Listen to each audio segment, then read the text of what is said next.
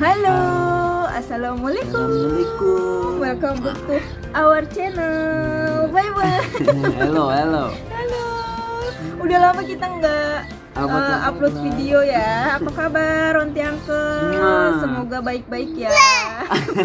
Semoga baik-baik aja. Mohon maaf kita udah one month nih, baby. Yes, We no upload video because ada satu dan lain hal kita nggak upload video. Kemarin juga sempat berduka keluarga kita, jadi kita istirahat dulu. Nah hari ini kita mau bikin video yang sangat ditunggu-tunggu dan sebenarnya ini pertanyaan udah lama banget, tapi baru sempat kita jawab. Jadi mohon maaf ya.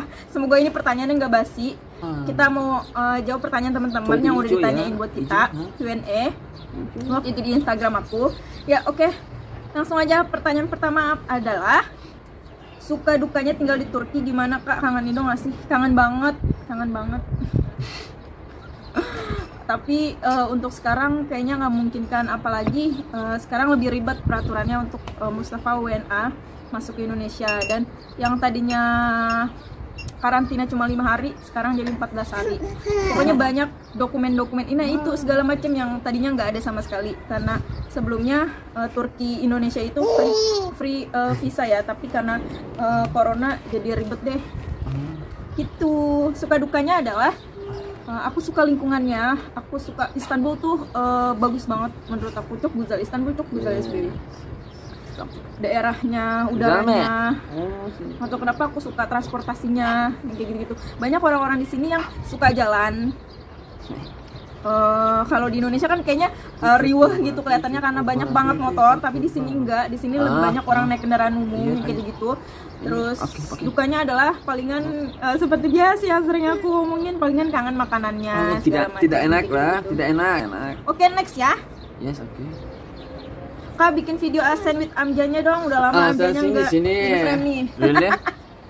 Jadi ada ipar kita itu pemalu banget guys. Amja kurang ajar lah. Jadi nggak tahu lah, ntar ya insya Allah kapan-kapan. Sabar. Soalnya maharnya. Next, tips rumah tangga bahagia seru kayak Lilis. Yes, alhamdulillah. Karena dari awal pacaran pun aku sama Mustafa tuh kayak bener-bener yang ya udah apa adanya aja gitu, bener-bener nggak ada ditutup-tutupin, kentut sembarangan, ya udah kentut aja, kayak nggak ada ininya, nggak ada batasannya. Jadi sampai menikah pun ya udah, jadi kita asik-asik aja. Malah dia jarang romantis banget, tapi dia emang selalu bikin aku ketawa sih. Nanti kalau Asen udah bisa bicara, mau diajarin bahasa apa? I hope Indonesia. Belajar bahasa Indonesia. Mau belajar bahasa Indonesia kalau aku. So smart like me. Yes. Tapi nantinya seiring berjalannya waktu, karena lingkungannya Turki, pasti dia bakal bisa bahasa Turki gitu. Sorry. Next. Siapa sih? Siapa di antara kalian yang ngomong Inggrisnya lebih lancar? You. Really? Sama sih. Sama-sama nggak lancar masalahnya. Sama-sama no good bisa, baby. But me better good bahasa Indonesia.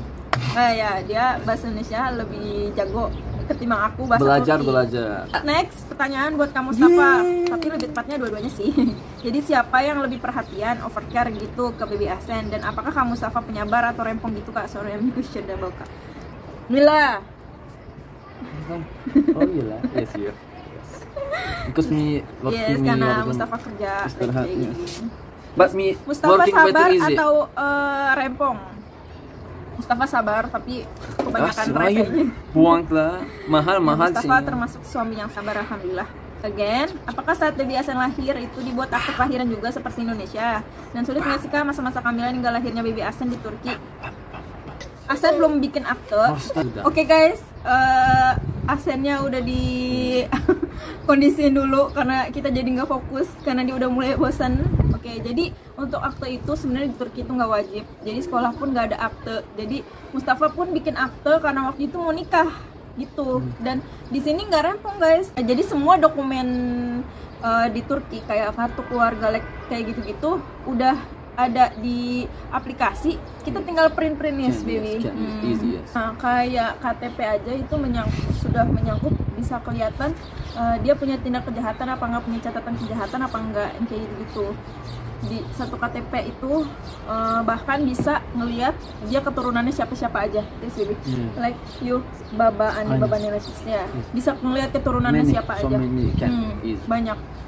Tuh berapa keturunan itu bisa dilihat guys di aplikasi kayak gitu, canggih banget kan.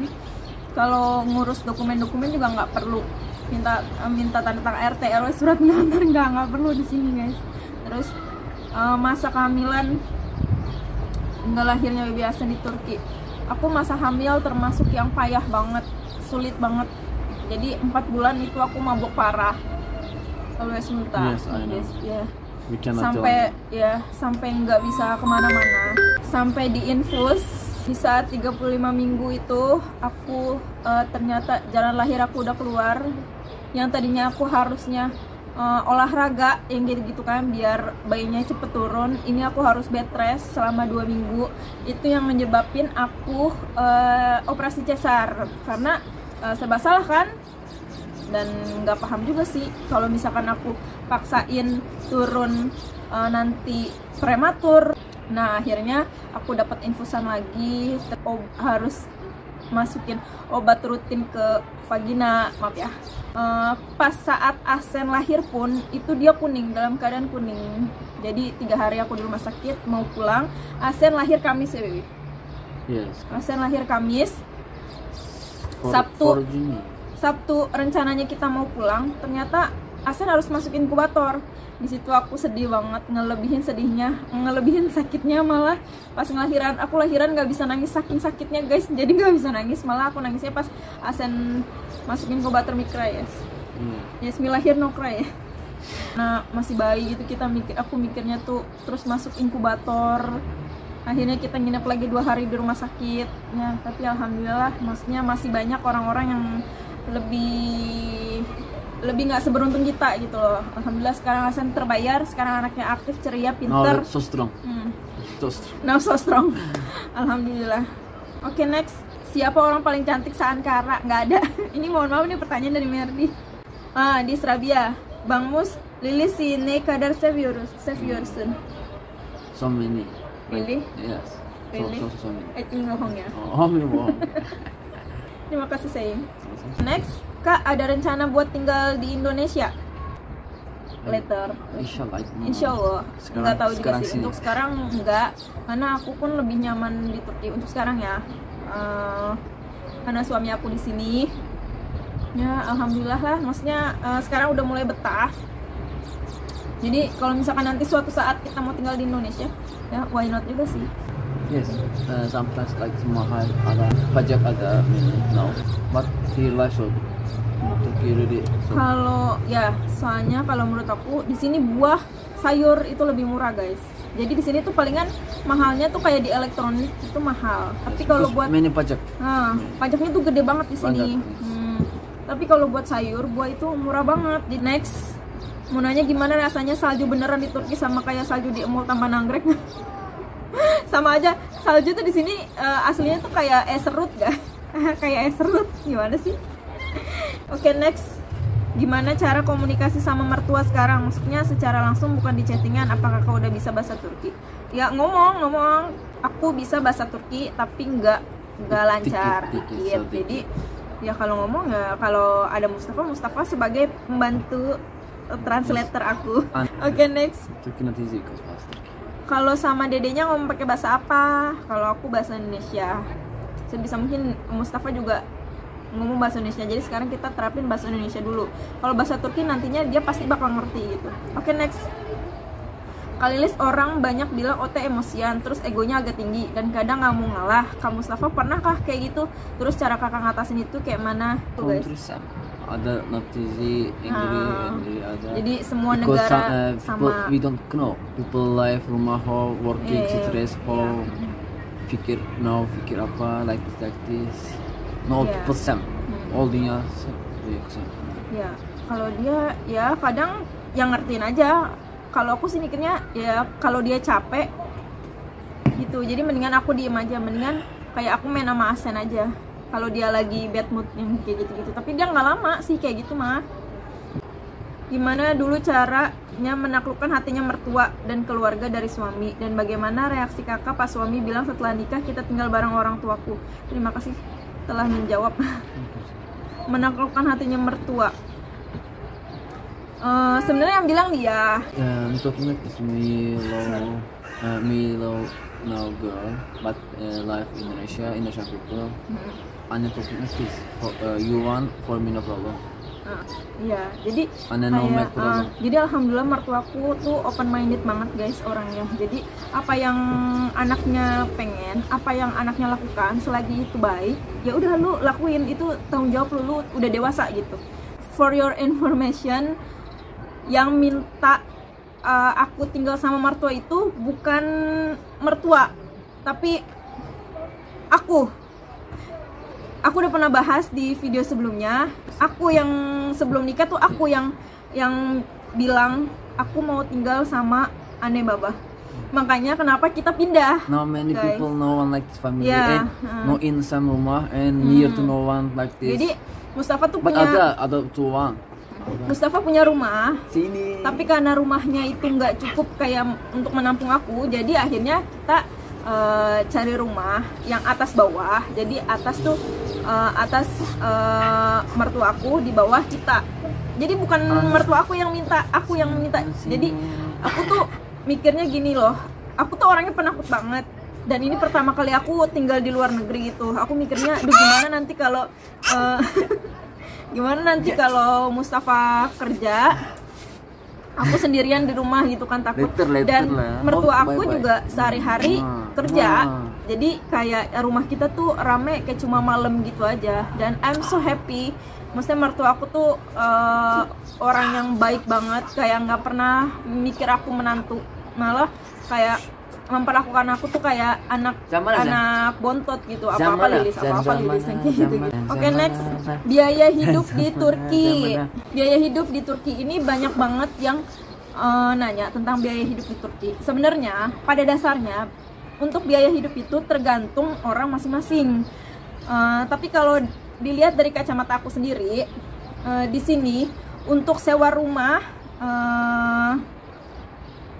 ada yang 1.000 lira, ada yang 1.500, ada yang 2.000, yang mahal, yang murah pun ada. Tapi kalau kalian menikah udah punya rumah, itu lebih bagus lagi. Di samping itu, di sini biaya makan juga kan tergantung kalian mau makan, karena di sini nggak semudah di Indonesia. Indonesia makan tahu tempe, oke, jadi ikan asin ya guys. Tapi di sini kan nggak semua makanan bisa kita terima. Dan balik lagi ke kalian, kalau kalian bisa ngikutin makanan Turki itu kalian bisa save money banyak banget. Tapi kalau kalian nggak bisa, mau nggak mau kan kita ambil makan yang aman, misal telur, ayam, daging, yang gitu-gitu. Jadi kembali lagi ke kalian. Kalau dari aku itu 3.000 standar, 3.000 TL gaji, ya cukup lah, udah bisa save money kalau aku ya. Tapi balik lagi ke kalian, di sini yang mahal itu gas, yes baby, gas mahal ya. But just winter cost tinggi. Paling yang mahal itu kalau winter, soalnya penghangat ruangan itu bayarnya jadi satu sama gas. Listrik menurut aku lebih mahal dari Indonesia. Jadi mahal. Jadi semuanya tergantung kalian guys. Balik lagi ke kalian, kalian mau boros, kalian mau hemat, itu ada di kalian, tergantung kalian. Oke, next, Kak, cara dapetin jodoh yang baik. Ini pertanyaan terakhir ya, karena udah banyak banget pertanyaan. Gini guys, pengalaman aku nggak berniat mau menggurui atau mau menasihati, tapi ini bener-bener real pengalaman aku. Aku sempet ngejalanin hubungan yang lama banget kan ya, sebelum ketemu Mustafa. Akhirnya aku break 1 tahun. Aku bener-bener introspeksi diri, aku bener-bener ngejar sholat malam, sholat hajat, sedekah. Yang aku terapin di diri aku adalah aku nggak kasih sedekah tuh kepada minta-minta. Jadi aku selalu ngasih. Misal ada pedagang kecil yang nggak ada yang beli, yang jarang orang beli, kayak di zaman sekarang tuh siapa sih yang mau beli ini gitu. Misal jagung rebus, tukang jagung rebus misalnya, itu setiap hari aku beli. Sekarang kan jarang banget kan ada yang mau beli kacang rebus, jagung rebus kayak gitu kan. itu aku beli, terus aku ngelebihin entah 5.000, 10.000, itu insya Allah penjualnya udah seneng banget. Dan aku selalu bilang gini, Pak atau Bu, tolong selipin doa buat aku supaya segera didatangkan jodoh yang baik. Itu sepengalaman aku, pasti orangnya langsung ngasih doa, Neng semoga jodohnya baik, segera datang kayak gini, dimudahkan jodohnya segala macam. Itu real, aku selama aku ngejalanin, ya Allah pengen banget nih nikah, pengen banget nih dapet jodoh nih gitu kan. Jodoh itu datang dari mana aja, kita nggak duga-duga guys. Jadi kalau kalian mau dapet jodoh yang baik, pertama ya benahi dulu diri kalian, introspeksi diri, minta sama Allah sebener-bener memintanya lah, gimana spesifikasinya, ya Allah aku mau jodoh yang kayak gini-gini segala macem ya gitu. Makin banyak yang ngedoain kalian, insya Allah makin Allah dengar gitu, karena kita nggak tahu doa mana yang didengar sama Allah gitu kan. Oke teman-teman, sekian dulu video kita hari ini. Support terus video kita, jangan lupa subscribe, comment, and like biar kita semangat bikin video. Oke, bye bye. Assalamualaikum.